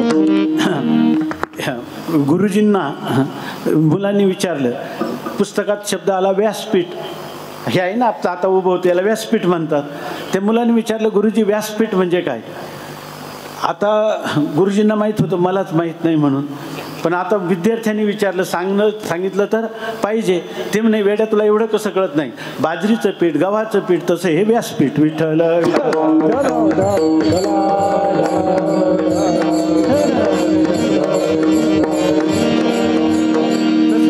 या ठिकाणी ज्यांनी देव पाहिला नाही, देवाचं दर्शन झालं नाही, त्याचा आनंद भोगला नाही आणि तो सांगायला लागला की भगवान आनंद रूप आहे, सच्चिदानंद रूप आहे, जीवसुद्धा त्याचा अंश आहे. हां, सूर्याचं किरण जसं सूर्यासारखंच प्रकाशशील असतं तसा जीवसुद्धा भगवत स्वरूप आहे. परंतु त्याला मात्र स्वतः दुःखाच्या गर्तेत रात्रंदिवस निमज्जन करीत असतो. आणि असा पुरुष किती जगाला उपदेश दिला तर तो उपदेश सफल होत नाही. तेव्हा तुकाराम महाराज सांगतात की हा भगवंताच्या संतांच्या संगतीत मी राहिलो, संतांच्या पायी हा माझा विश्वास, सर्व भावे दास झालो त्यांचा, तेच माझे हित करीती सकळ. काय जेणे हा गोपाळ कृपा करी, भागलिया मज वाहतील कडी, त्यांचे आणि जोडे सर्व सुख. तुका म्हणे शेष सेविना आवडी, वचन न मोडी बोलिले ते. त्यांचं उच्चिष्ट मी खाईल. त्यांचं उच्चिष्ट म्हणजे हे नुसतं उष्ट खाणं हे सुद्धा शास्त्रात आलेलं आहे वर्णन. पण संतांचं उच्चिष्ट म्हणजे काय? ते जे बोलतात ना, 2 ओट एकाला एक मिळतात, ते खरं त्यांचं उच्चिष्ट. म्हणजे संतांनी केलेला उपदेश हा खरा त्यांचं उच्चिष्ट आहे आणि त्याचं वचन मी कधी मोडणार नाही. आणि असं जर केलं, संतांच्या संगतीमध्ये आपलं मन एकदा त्यांना समर्पण केलं, माणसं व्याह्या जावयाचा जेवढा सत्कार करतात तेवढा सुद्धा साधूचा मान ठेवत नाही. विठ्ठल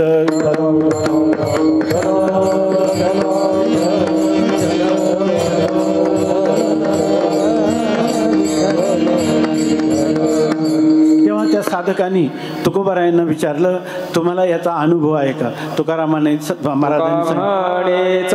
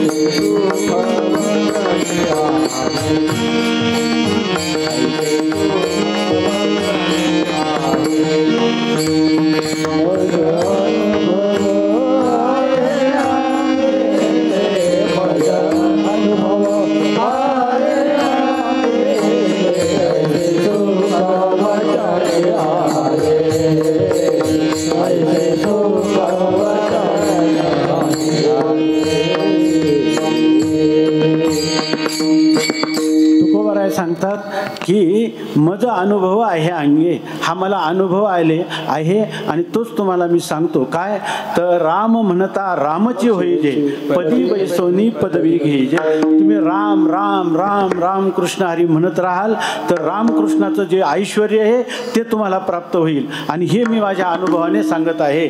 आणि तुकोबाराय सांगतात की हा रामरस जर तुम्ही घ्यायला लागले तर तुम्हाला आन रस कधीच आवडणार नाहीत. शब्दाचा स्पर्शाचा रस तुम्हाला कधी वाटणार नाही. म्हणून रामरसाची चवी आन रस रुचती केवी, तुका म्हणे चाखोनी सांगे माझा अनुभव आहे अंगे. म्हणून जगद्गुरु तुकोबारायांना तो साधक विचारतो, तुमचा अनुभव आहे आणि आज मला सुद्धा रात्रंदिवस असंच वाटतं की माझाही उद्धार व्हावा, मलाही तुमच्यासारखा आनंद मिळावा, तुमच्यासारखं आत्मज्ञान प्राप्त व्हावं, तुमच्यासारखा जीवनात दुःख संबंध रहित वाढता उसळता आनंद माझ्या जीवनामध्ये असावा. मी भले दरिद्री असेल, लोक मला सन्मानित करत नसतील, लोक मला अपमानित करीत असतील, पण तुमच्या भगवंताच्या दरबारात जर मला स्थान मिळालं तर माझ्यासारखं भाग्य कोणाचं नाही.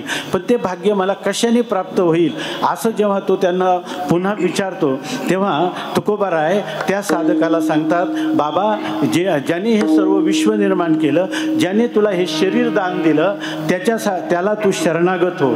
तू स्वतः हम कुछ है असं म्हणशील तोपर्यंत तुला समाधान मिळणार नाही.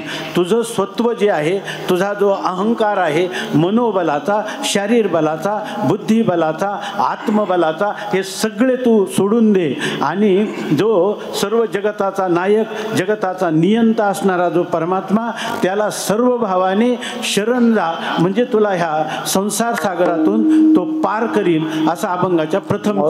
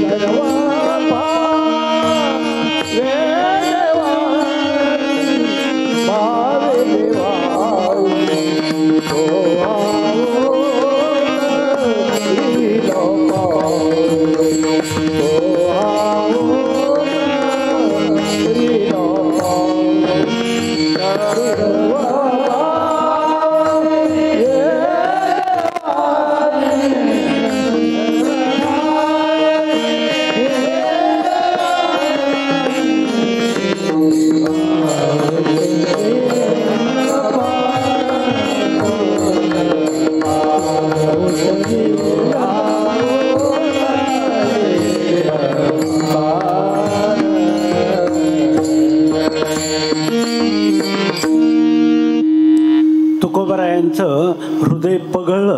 त्याच्या अंतःकरणातली तळमळ पाहून आत्ताच आपण सांगितलं हे जागराचं कीर्तन आहे.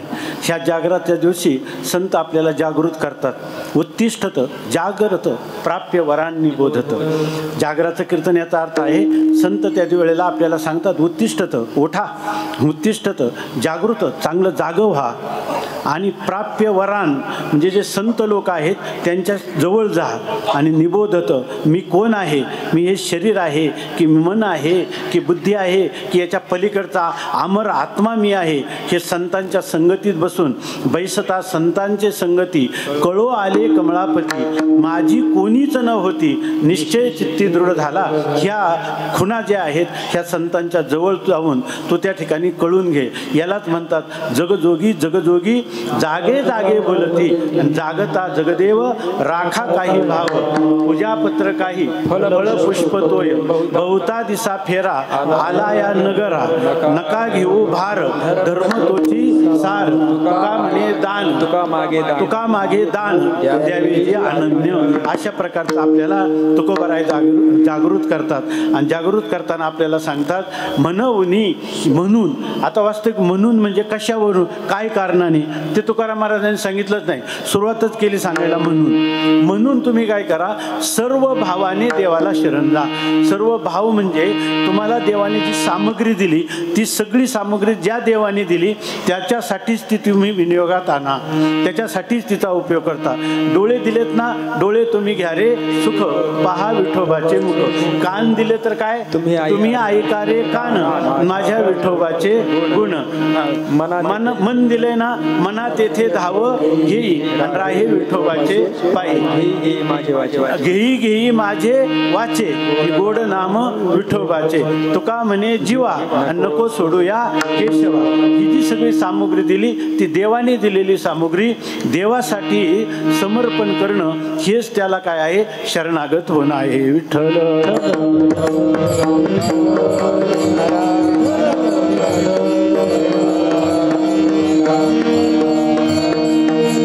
फार मोठी गंमत आहे. तुकाराम महाराजांनी सांगितलं सामुग्री कोणी दिली, देवाने, आणि द्यायची कोणाला, देवाची देवाला द्यायची. आणि कल्याण कोणाचं व्हायचं, कल्याण आपलं होतं, ज्याचे दिले त्याशी, आणि पावे फळ आपणाशी. विठ्ठल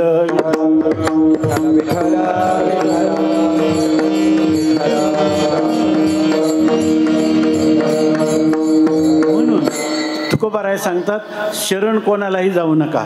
शरणाला गती ज्याला जायचंय ना, कारण काय आहे, ज्याला शरण जायचं तो समर्थ असला पाहिजे. समर्थ जगामध्ये कोण आहे? एकटाच परमात्मा समर्थ आहे. जीव अल्पज्ञ. सकाळची भाजी आज जीवाला आत्ता आठवत नाही. आणि ईश्वराला अनादी कालापासून भूत, भविष्य आणि वर्तमान या सगळ्यांचं ज्ञान त्या ईश्वराला आहे. मुंगी की पाव में घुंगरू बजे वो भी अल्लाह सुनता है. असा सर्वज्ञ सर्वशक्तिमान असणारा ईश्वर, तो त्याला करीशी तरी नव्हे काही, आणि राईचा डोंगर पर्वत राई, आपुले करुणेची साई करी ओ आई मजवरी. असा तो परमात्मा आहे. आणि म्हणून असा परमात्मा असल्यामुळं जीव अल्पज्ञ अल्पशक्तिमान असल्यामुळं, जीव दुःख भोगीत असल्यामुळं, जीवाला सुखप्राप्तीचा स्वतःच्या बळावर उपाय नसल्यामुळं म्हणून ह्या एवढ्या कारणाने, अजून किती कारणं सांगतात. जीवाला गर्भवासाचं दुःख काढावं लागतं, स्वतः निवारण करता येत नाही. मरणाचं दुःख भोगावं लागतं, निवारण करता येत नाही. बाल्य तारुण्य अपरिहार्यपणे भोगावं लागतं, स्वतःच्या हातात काही नाही. मग काय करू? तुकोबाराय म्हणतात, म्हणून तर शरण जा. आणि कोणाला जा? देवाशी शरण जा. आणि कसं जा? तर सर्व भावानी जा. विठ्ठल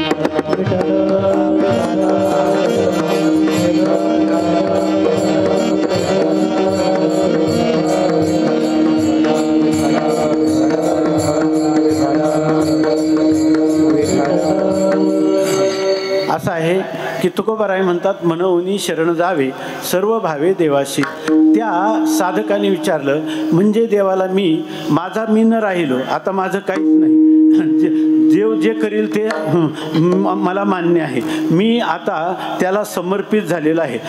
जो मुलगा आहे, लहान बालक असतं, 7व्या मजल्यावर वडिलांच्या खांद्यावर बसलेलं असतं, आणि वडील त्याला गॅलरीत 7व्या मजल्याच्या नेतात आणि म्हणतात, बाळू आता तुला टाकतो, असं धरतात आणि पार त्या भिंतीजवळ ठेवतात. तो म्हणतो, खुशाल टाका, कारण त्याला माहीत आहे माझे वडील मला टाकू शकत नाही. त्याप्रमाणे आपला भगवंतावर इतका विश्वास असला पाहिजे, संतांवर इतका विश्वास असला पाहिजे का ते जे म्हणतील ते प्रमाण आहे. म्हणून या ठिकाणी जर आपण संतांवर भार घातला, देवावर भार घातला, तो का म्हणे, भार घातलिया वरी होईल कैवारी नारायण. अशा प्रकारचा मागे पुढे उभा राहे सांभाळीत, आलिया आघात निवाराया, म्हणून शरण जावे सर्व भावे देवाशी. म्हणजे देव काय करील ते अभंगाच्या 2य चरणात सांगतो. पार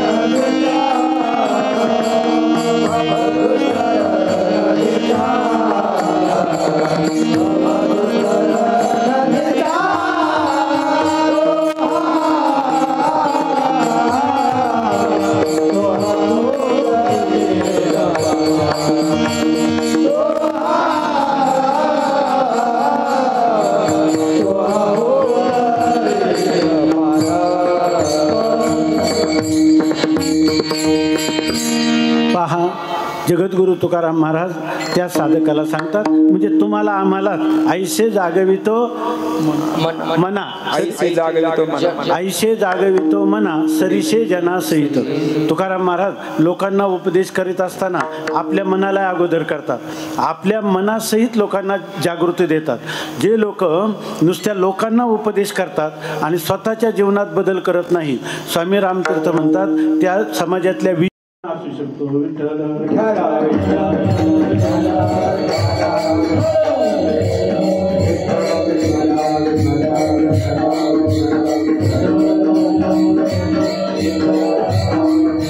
तुकोबा आहे त्या पांडुरंगाचं, त्या श्री विठ्ठलाचं, दयाळू भगवंताचं नाव अनंत आहे अशा प्रकारचं सांगतात. आणि तो अत्यंत करुणाघन आहे. जसं लाख आहे, लाख तिला थोडी उष्णता लागली ते पगळते की नाही, लोण्याला थोडी उष्णता लागली तर पगळते की नाही, तसं या ठिकाणी तो परमात्म्याला आपल्या भक्ताचं दुःख पाहिलं का तो परमात्म्याचं अंतःकरण द्रवीभूत होतं, पगळतं. असा तो करुणा घन परमात्मा आहे. त्याला कोठे न दिसे पाहता आणि उडी घाली अवचिता, आम्हासाठी अवतार मत्स्य कुर्मादी सुकर, मोहे धाव घाली पाना नाम घेता पंढरी राणा. कोठे न दिसे पाहता आणि उडी घाली अवचिता, अशा प्रकारचं आम्हा घाली पाठीकडे आपण कळी काळा अशी भेटे. असा तो परमात्मा दयाळू आहे की अभंगाच्या तृतीय चरणात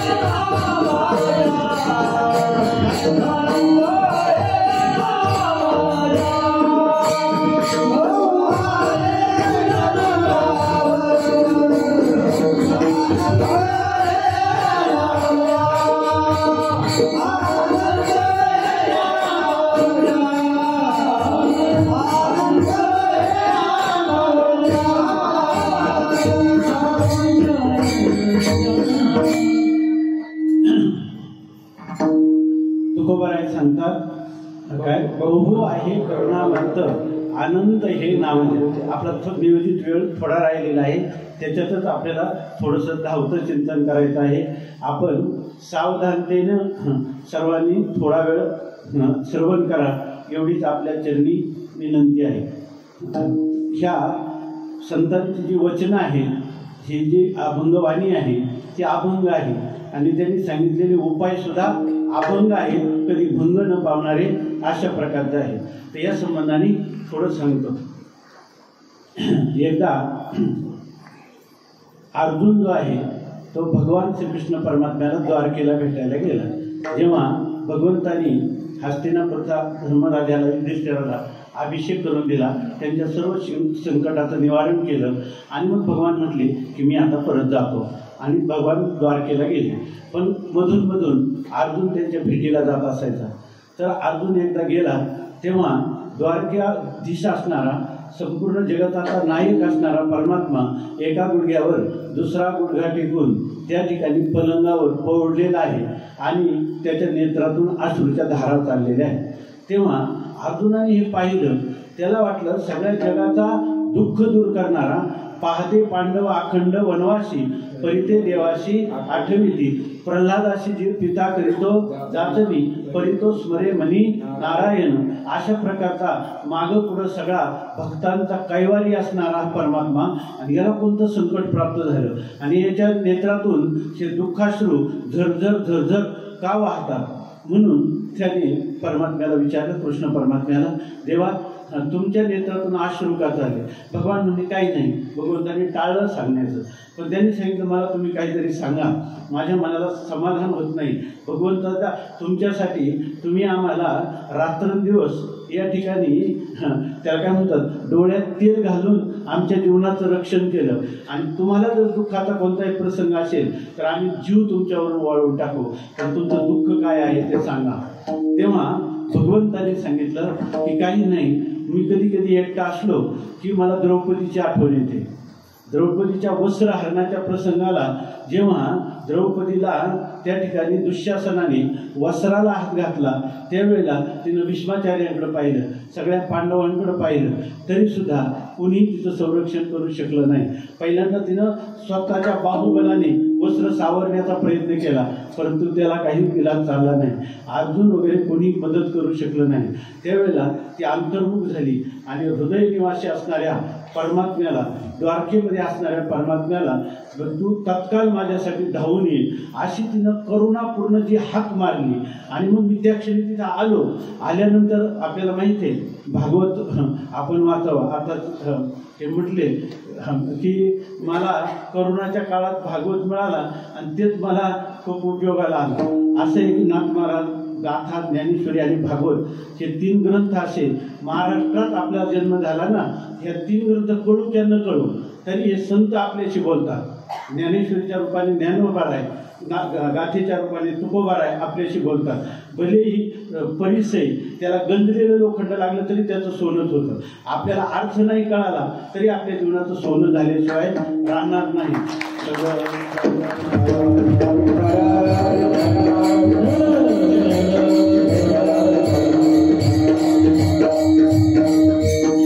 तेव्हा भगवान अर्जुनाला म्हणतात की त्यावेळेला मी धावून गेलो. आणि काय झालं की जेव्हा तिने करून हाक मारली त्यावेळेला भगवान काय सांगतात की द्रौपदीच्या अति साकडी, म्हणजे द्रौपदीला एवढं मोठं संकट आलं तेव्हा म्या निजांगे घालून उडी, मी लगेच उडी मारून त्या ठिकाणी गेलो. आणि काय पुढे निजांगे घालून उडी, वस्त्राच्या कोडी पुरविल्या, कोट्यावधी वस्त्र तिला पुरवली. जे द्रौपदीनं दुःशासन वस्त्र फेडू पाहतो तोपर्यंत दुसरं वस्त्र आतमध्ये तयार आहे.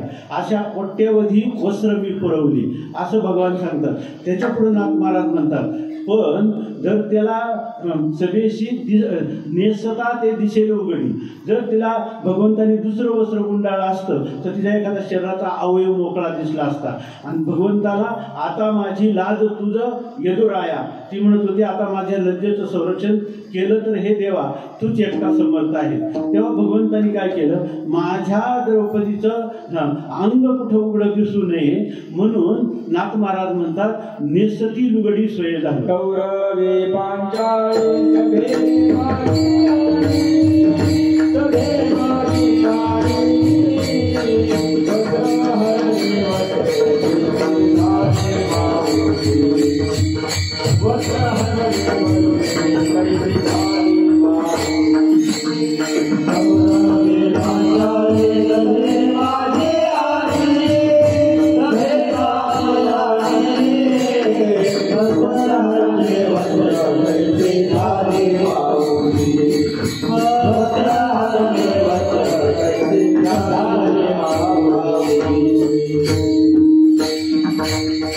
द्रौपदी पांचाळी सभे माझी आलेली. ना, कौरवी पांचाळी. कौरवी पांचाळी सभे माझी आणली. कौरवानी पांचाळीला द्रौपदीला सभेमध्ये आणली, परंतु त्या ठिकाणी वस्त्रहरण करायला लागले तर ती वस्त्र कोण झाला? परमात्मा.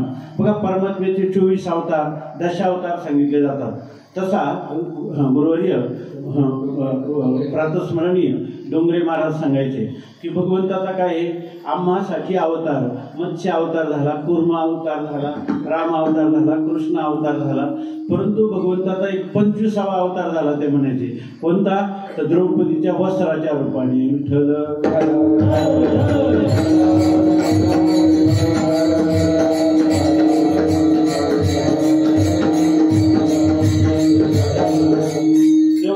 तू कसाही असू दे, तू किती खाष्ट, दुष्ट, नष्ट, चांडाळ असू दे, पण त्या भगवंताला सांग की मी तुला आता शरण आलेला आहे.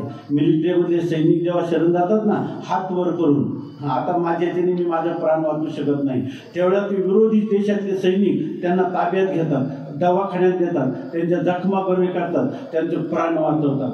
असं जर शत्रूच्या बाबतीत शरणागतीचा व्यवहार होतो तर ह्या सगळ्या जगताचा नायक, त्याला जर आपण आपले हात दोन्ही पसरून आपण जर त्याला साष्टांग लोटांगण झालं तर आपल्याला जर त्यांची पूर्ण शरणागती झाली तर त्या ठिकाणी तो आपल्यासाठी काय करू शकत नाही.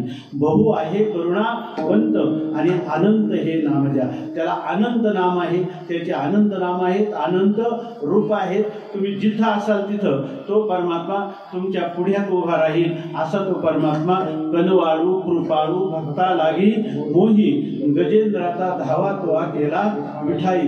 गजेंद्र ह्या हत्तीसाठी तो धावून आलेला आहे.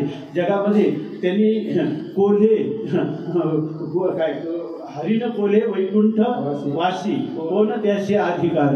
हरिण कोल्ह्यांचा सुद्धा त्यांनी त्या ठिकाणी धावा केला तर भगवान तिथं उपस्थित राहिलेले आहे.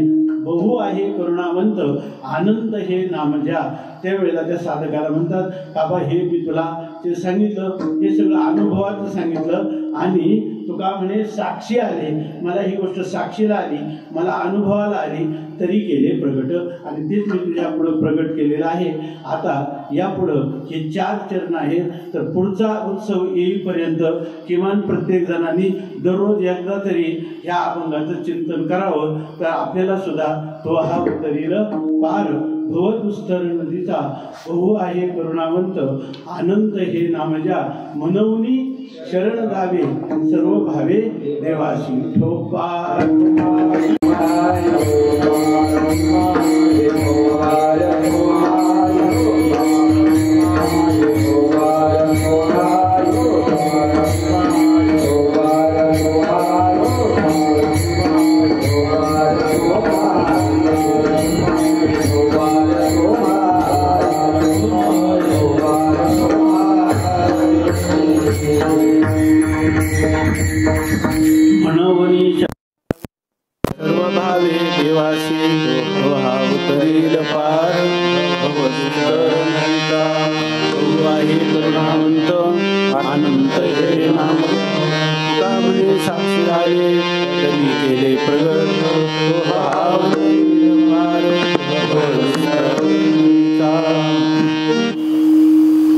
असो.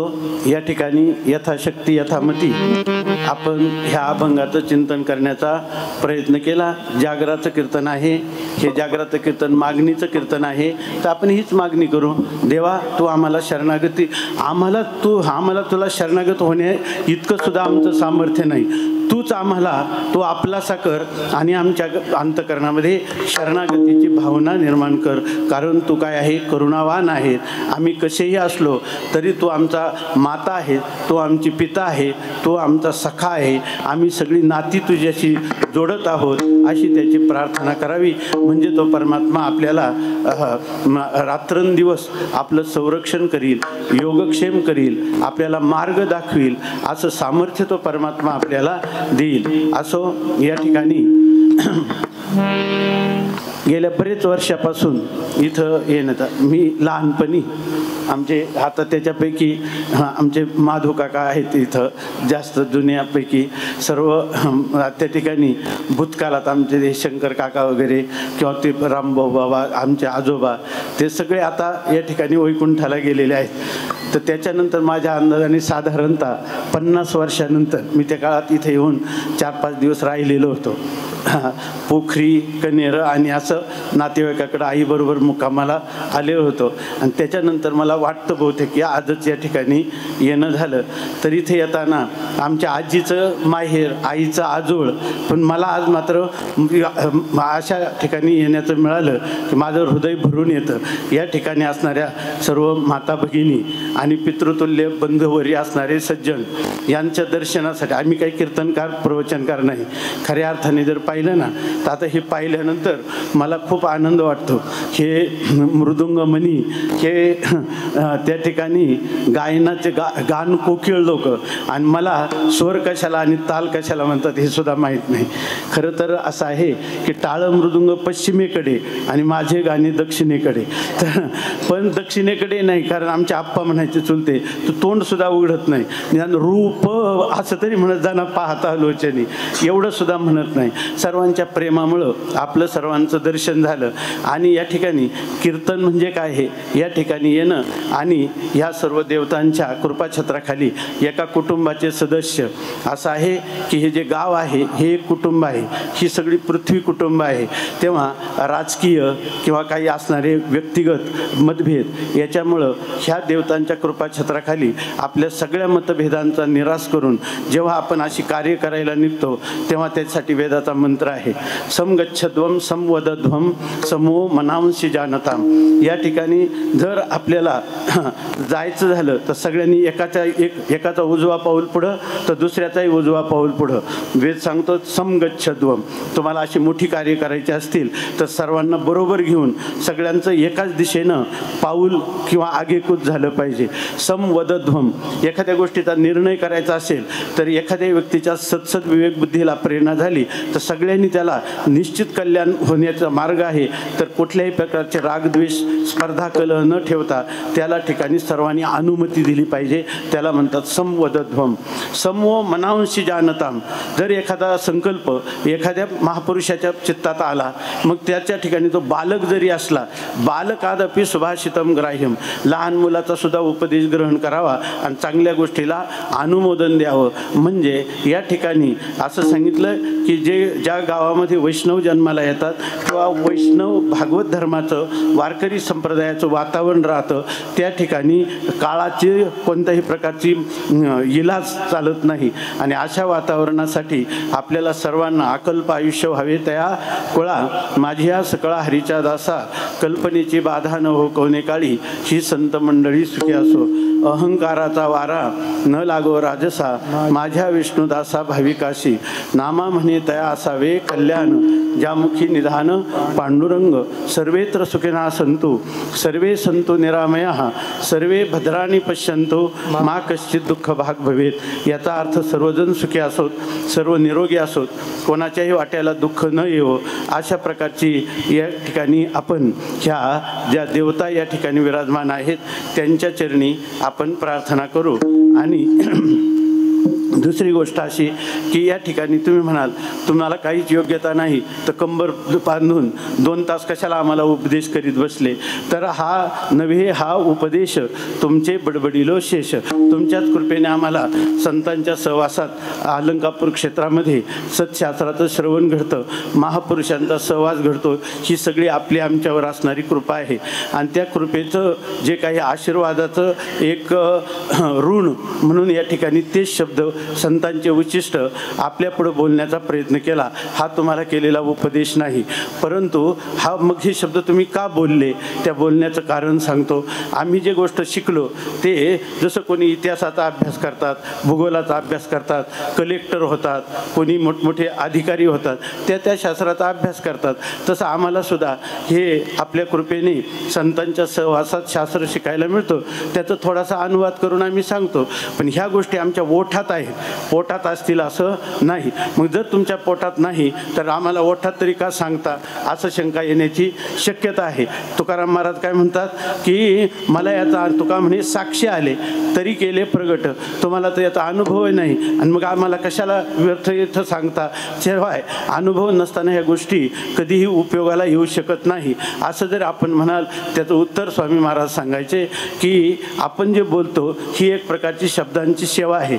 शब्दरूपी पुष्प ही आपल्या आई वडिलांच्या प्रमाणे असणाऱ्या समाजासमोर फक्त ती वाक्पुष्पांजली समर्पण करायची आणि त्या मोबदल्यात आमचे जे ओठातले शब्द आहेत ते आमच्या पोटात जावे अशी भिक्षा आपल्या चरणी मागायची. म्हणून ही सेवा या ठिकाणी करण्यात आली.